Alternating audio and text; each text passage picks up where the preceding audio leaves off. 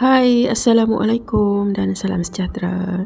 Hari ini saya nak kongsikan resepi laksam menggunakan tepung beras. Okey, untuk buat laksam kali ini saya gunakan tepung beras yang Golden Coin daripada Thailand. Okey, sediakan sebuah mangkuk yang agak besar. Kemudian sukat tepung beras tadi sebanyak 3 cawan. Kemudian campurkan juga dengan setengah cawan tepung gandum. Tambahkan 5 cawan air, 3 cawan air masak biasa dan 2 cawan lagi tu saya masukkan air panas.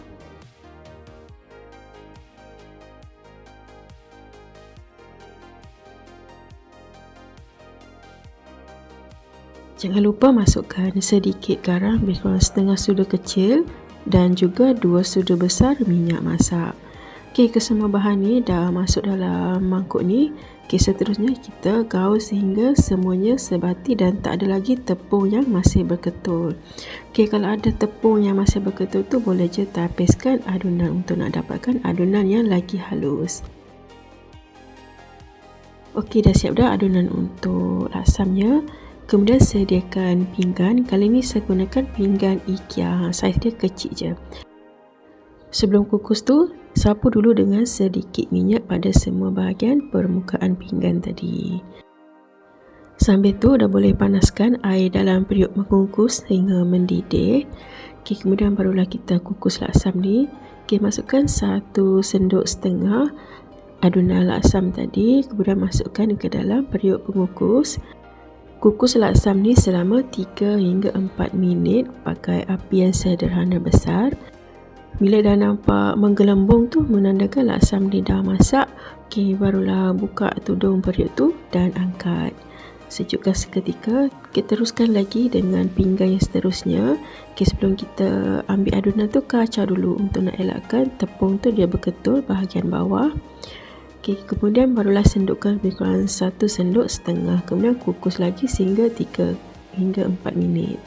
Okey, bila pinggan yang pertama tadi tu dah pun sejuk, barulah kita start menggulung. Okey, senang je nak gulung dia sebabnya pinggan ni jenis tak melekat. Sisik bahagian atas tu dengan menggunakan spatula untuk nak bentuk gulungan yang kecil. Kemudian dirikan pinggan so dia akan bergulung turun ke bawah.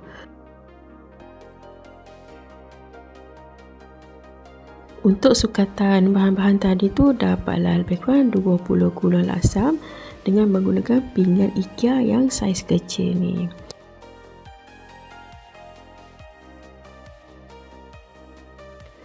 Okey, ni dia laksam tadi dah pun siap dikukus semuanya. Okey, dia punya tekstur tu memang sangat lembut, licin dan yang pentingnya dia tidak mudah patah. Okey, bolehlah dipotong mengikut saiz yang kita nak. Laksam ni sedap dimakan dengan kuah ikan beserta dengan ulam-ulaman. Okey, itu saja perkongsian pada kali ini. Jumpa lagi pada video yang akan datang. Jangan lupa like dan subscribe. Thank you. Bye.